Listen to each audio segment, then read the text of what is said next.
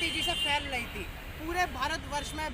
ये खबर इतनी तेज़ी से फैली कि वहाँ पर एक प्रसिद्ध राम कचौड़ी की दुकान है, वहाँ पर एक अभिषेक नामक व्यक्ति ने स्विगी डिलीवरी बॉय से मटन मंगाया था। मतलब एक जो फूड डिलीवरी वाली कंपनी है उनसे मटन मंगाया था। तो आज वही हमारे साथ डिलीवरी बॉय मौजूद हैं जिन्होंने इस पूरे मुद्दे को मतलब जैसे भी अंजाम दिया, जो भी पूरी बात है। तो क्या नाम है आपका? हाय, ये तो लेटेस्ट न्यूज़ है। सचिन, मतलब सचिन पांचाल आपका नाम है ना? अच्छा सचिन जी, बात करूँ तो कैसे मामला हुआ था? आपकी एक ऑडियो वायरल हो रही थी जिसमें वो बताया जा रहा था, आपसे अभिषेक डिमांड कर रहा था कि मटन को मंदिर प्रांगण के अंदर ही ले आओ, मैं 365 दिन मटन मंगाता हूँ। क्या था वो मसला? तो बात तो सही है। पहले तो जय श्री राम मेरे सभी भाइयों को जी। तो मसला ऐसे था उन्होंने ऑर्डर किया था नदी स्विगी से जी।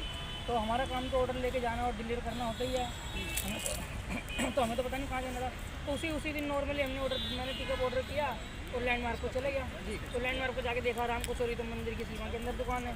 तो मैंने फिर यही बात बोला, भैया आपको ना ऑर्डर लेने बाहर आना पड़ेगा, मैं ऑर्डर लेकर चुका हूँ। तो उन्होंने बोला भाई आप ऑर्डर लेके ना अंदर आ जाओ, हाँ मैं बाहर नहीं आऊँगा।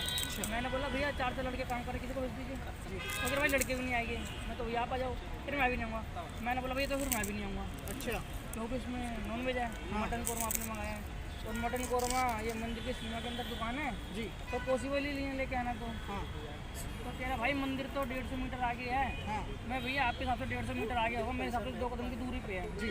मैं और आपकी दुकान में जो है मंदिर को प्रसाद बनता है जी। आज ट्यूसडे है, ट्यूसडे की नाइट है, आपने दिन भर प्रसाद बांटा। अच्छा, मंगल के दिन की वारदात थी? हाँ मंगल की रात की। अच्छा, तो उन्होंने ट्यूसडे में पूरे दिन में प्रसाद बांटा और उन्हीं पैसों से जो देखो श्रद्धालु जाते हैं प्रसाद चढ़ाते हैं, पैसे तो वहीं जाते हैं ना, उन्हीं पैसों से फिर वो रात में मटन मंगा रहा था। बड़ा हरामी हो बेटा। जो मेरे दिल ने गवाही नहीं दिया वहाँ पे देने के लिए मंदिर सीमा के अंदर, तो मैंने इनकार कर दिया। इस पर काफ़ी बहुत देर भैया से मेरी आर्गूमेंट चली, बहसबाजी चली, कंपनी से भी चली। फिर उन्होंने बोला भाई अपनी कंपनी से बोलो मेरी समरी चेक करेंगे, 365 दिन मंगाते हैं। तो कंपनी ने भी इस चीज़ को एक्सेप्ट किया कि हमारे रेगुलर कस्टमर है, 365 दिन मंगाते हैं। तो अच्छा, कंपनी ने चेक करा तो वो एग्री था कि 365 दिन मटन आया था हनुमान मंदिर में? मटन की बात नहीं, 365 दिन ऑर्डर। अच्छा 365 दिन मतलब रेगुलर कस्टमर की? रेगुलर कस्टमर है, चाहे वो 10 दिन मंगाता है 5 दिन मंगाता वो तो हमें नहीं पता, बट बात ये थी कि कस्टमर रेगुलर का कंपनी को जी। तो अब उस दिन पे मेरे पे ऑर्डर गिर गया। तो मैंने कहा भैया आप ऐसा करो, मैं तो नहीं सकता क्योंकि इस ऑर्डर में नॉनवेज है और मैं भी एक हिंदू, मैं आपका भागीदार बन जाऊँगा। हाँ मैंने कंपनी को बात बोली तो कंपनी बोली सर आप कितना भागीदार बनोगे, आपके भागीदार तो होने का जो मंगा रहा है जी। मैं जी आप जितना पापी समझिए मैं इतना पापी नहीं हूँ। अच्छा, मैं दुकान के अंदर मटन जाने का मतलब है, नॉनवेज जाने का मतलब उसी दुकान में प्रसाद बनता है। एक हाथ से तो तुम प्रसाद बांटो और दूसरे हाथ से मटन खाओ, तो ये तो गलत है ना, हमारी आस्था के साथ खिलवाड़ हो रहा है। बात तो सही है।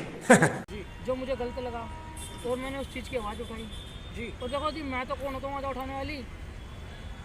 बालाजी महाराज ने देखा कि काफ़ी टाइम से चल रहा होगा। हाँ तो बालाजी महाराज ने मुझे इस कार्य के लिए चुना और बालाजी महाराज ने मेरे हाथों ये काम करवाया, क्योंकि मैं तो उस मूड से गया भी नहीं था कि दुकान कहाँ पर, मुझे लोकेशन भी नहीं बता दी।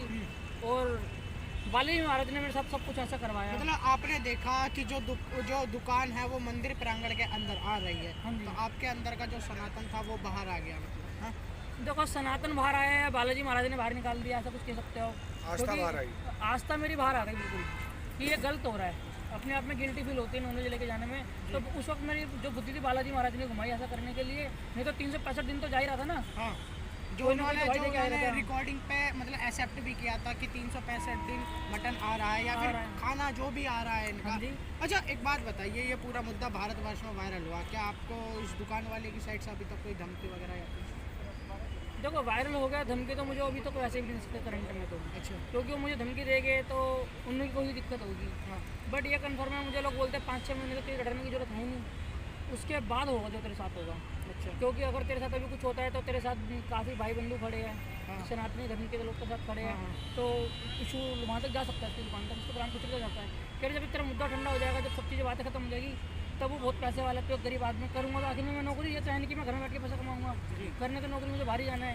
तो कह रहे वो ना फिर बहुत पैसे वाला है, उनको जो करना होगा भाई देखो वो कर सकते हैं, बाकी अपनी सेफ्टी मतलब तो बहुत बात। सचिन जी आपको उसी मरघट वाले मंदिर पे आपको काफ़ी सम्मानित किया गया, एक आपको गदा भी सौंपा गया जो कि पूरे भारत में पूरे हिंदुस्तान ने देखा।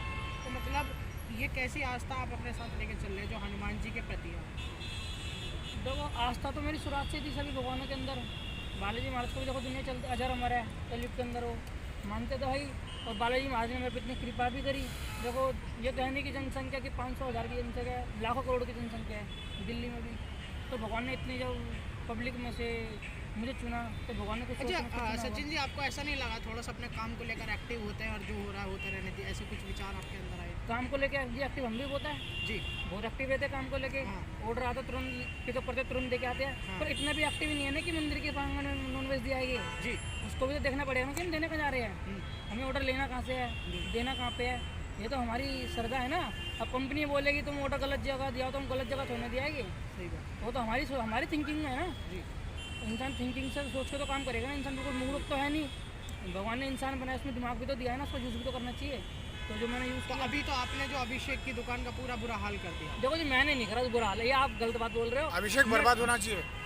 वो मैंने कुछ बुरा हाल नहीं करा, जो करा है भगवान ने मेरे हाथों कराया है। अच्छा तो आप भगवान को बोल सकते हो, मेरी उनसे कोई जाति दुश्मनी नहीं है। हाँ। उन्होंने मुझे बात भी कही, उनके फादर ने टीवी पे आके कि पर्सनली दुश्मनी है या कंट्रोवर्सी हो रही है। तो मैं तो बोलता हूँ चेक करा लीजिए, मैं कोई दिक्कत नहीं है। मैं तो मंदिर में कम से कम 12-13 साल बाद गया था ऑर्डर देने के लिए बाहर।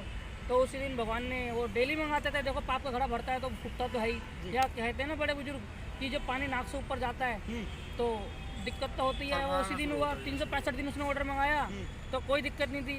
कंटिन्यूस मंगा रहे होगे ताकि उनकी आवाज़ में इतना दम था कि जैसे वो रोज़ मंगाते हैं। अगर वो बोलते कि भाई गलती से आ गया, सॉरी यार मैं बाहर आया हूँ, तो इतनी बात ही नहीं होती। वो 365 दिन मंगाते तभी तो उतने फुल एटीट्यूड में थे ना कि आपने ओखा कैसे बोल रहा है। हाँ। तो मंगाते हैं तो भगवान ने देखा है तो मान ही नहीं रहा।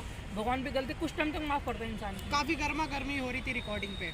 गर्मा करी उनकी तरफ से हो रही थी, मेरी तरफ से नहीं हो रही थी। उन्होंने मुझे बोला भाई तू ऊँची आवाज़ में बोल रहा, तो मैंने सॉरी बोला। मैं भैया अगर आपको ऐसा लगता तो मैं सॉरी बोलता हूँ। अच्छा हमारी ऑडियंस सच्चे राम भक्तों को एक क्या मैसेज देना चाहेंगे?